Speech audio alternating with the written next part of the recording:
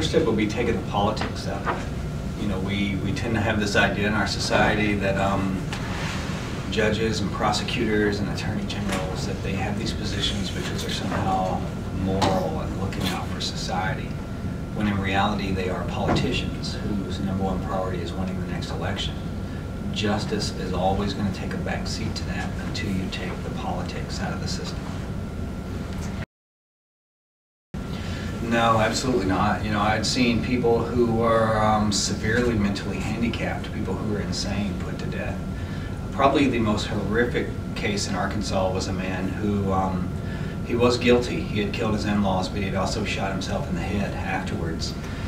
He survived, but he had given himself a lobotomy.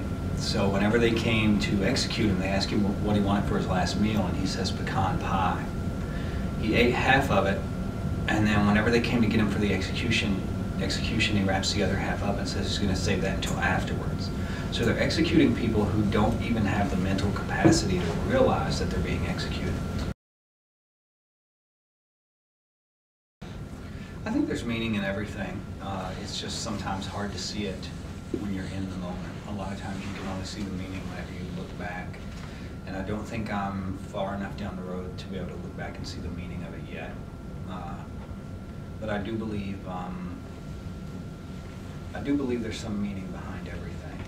For me, justice, you know, I don't even know anymore. I just know that I'm doing the best I can to try to adapt and adjust and deal with life out here, to move on and put the past behind me. And that's what I'm focusing all of my attention and all of my energy on. So much so that I guess I don't even really stop to think about what actual justice would be like anymore. And don't get me wrong, I want to see the person who did what I was sent to prison for in prison, and I'd like to see the officials who did this held responsible for what they've done. But at the same time, I can't dwell on that. I have to do everything I can to keep moving forward.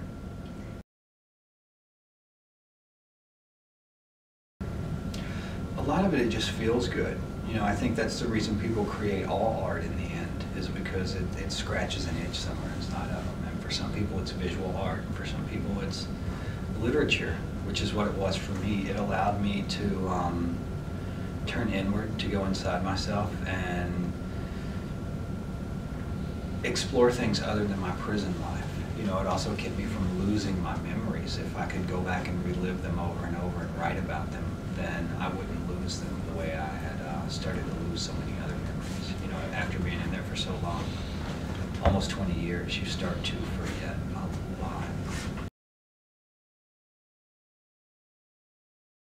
I think so. I think everybody's mind is that way to a certain extent. You know, we're all haunted by things in one way or another. Sometimes we're haunted by things that have happened to us. Sometimes we're haunted by things that didn't happen to us that we missed out on.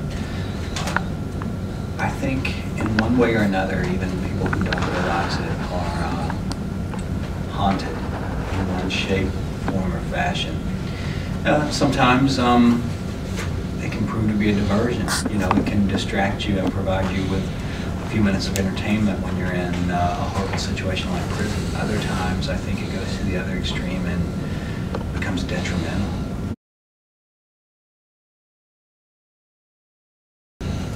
I think it's not the devices so much as it is the size and accessibility of them. You know, when I went in, they had cell phones, but they were these giant things that were about the size of a brick with an antenna you pulled up out of it. Oh, wow. They were horrendously expensive and had reception almost nowhere. They had computers, but they were these giant blocky things that, you know, weren't connected to the internet or anything else. It was a glorified typewriter for rich people. You know, you would type something in it and it would take it half an hour to print out whatever you had typed in. So I had seen things like that, but I just couldn't conceive of how small and portable and accessible they were going to get. You know, just computers.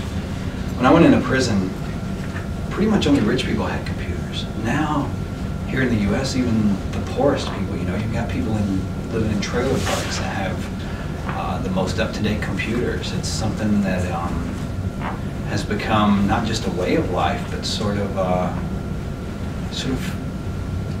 part of life itself now. That's what I couldn't have imagined. No, I honestly don't know. I think a lot of it is just trauma.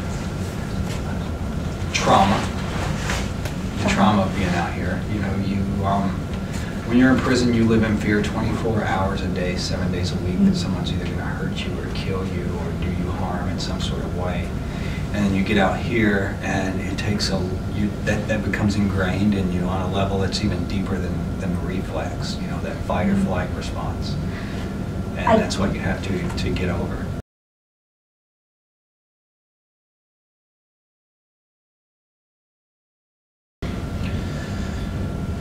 Just not to give up the things they love. That if you give up those things, then you may as well be dead anyway.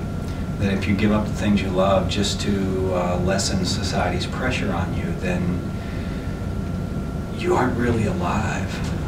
That, and I guess also one of the things that Lori and I both have learned over the years is that the bigger your battle is in the end, the bigger your victory